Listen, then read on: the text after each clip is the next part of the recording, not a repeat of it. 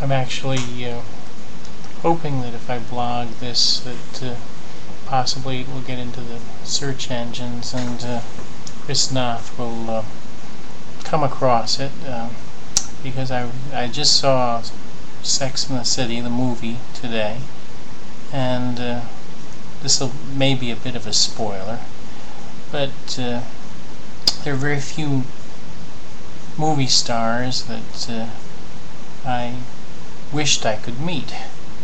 And by chance, I was walking along a street, I won't say where, and I didn't realize I was right in front of his building, and I saw a limousine parked there, and the window was rolled down on the passenger side, and I was standing 3 feet from it, and I saw a sign in the window in front of the car which said, mentioned the name of the show that he's currently acting in. And I thought, my, how odd. And then the passenger turned and looked at me, happened to look right in my face, and I realized it was Chris Noth. And I was in a state of shock to, by chance, happen to see someone that I admire so much. I've watched all 6 seasons of the Sex and the City series on DVD from Netflix, and I didn't know what to say, but I wanted to say something. It was my one chance, and what I did say was, "You're my hero." And it was just like he was acting in a movie or a series. He kind of turned his face away and he said, "I'm not your hero." And so then I didn't know what to say next, so I said, "Oh, you know what I mean." And then he turned and he gave me this smile and raised his eyebrows and said, "How are you doing?" And I said, "Fine," and I walked away because I didn't want to invade his privacy. You know, we have the illusion when we watch these movies and television shows, we become we feel like those characters are our friends or our family or part of our lives. So if we happen to meet someone, our subconscious says, "Well, of course you know me, because I know you. You've been part of my life for these hours that I've watched." But in reality, they're doing their job, and it would be an invasion of their privacy to go. I didn't go up and try to shake his hand or ask for his autograph. He was on his way to work.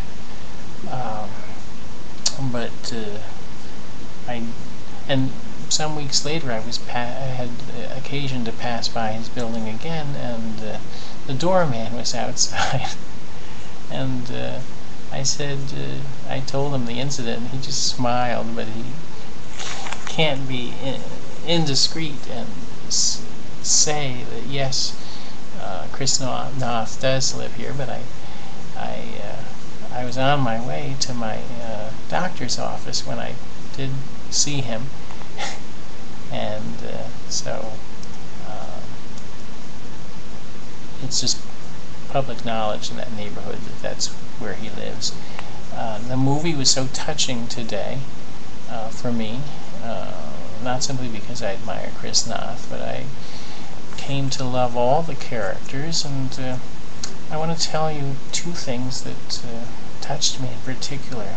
And this is a bit of a spoiler, but Carrie, the character, finds need of a personal assistant, and it shows her interviewing various people for the job, and she finally interviews a young African-American woman, and is very impressed by her honesty, sincerity, and capability, and hires her. And she, in the story, this assistant is from St. St. Louis, I believe. And over the years, I have become very fond of certain various people who are African American, and somehow I feel that this is they try to make some wonderful statements in the Sex and the City series, and this is one where it shows two people of different races becoming very close, working together. I think the series also tries to show friendship and unity between straights and as people and gay people. If you watch the series, you'll see that, and so it was very that in particular was very touching to me, because I have felt very close to several women in my life who were African American, and I really do hope that Chris Noth will come across this post and just hear me say that his performance was just throughout the series and this movie is just something wonderful for me, and I think he was such a classy person to meet me in the street and answer me in the clever way that he did. It was like it's naturally his role that he respects the public, even though it might be an invasion of his privacy when people take notice of him. And I feel that these actors in particular are so skilled in their facial expressions. That seems like such a subtle quality, but how can one learn or master the ability to convey something with a glance of the eyebrows or a facial expression that is so subtle? And all of those characters did it so well. Charlotte is one of my favorites. She has such an innocent look in her face. And in an interview, which I read recently, she confessed or acknowledged that before she became famous, she had a terrible problem with alcoholism. And she said now to look at her, she looks so beautiful and so innocent.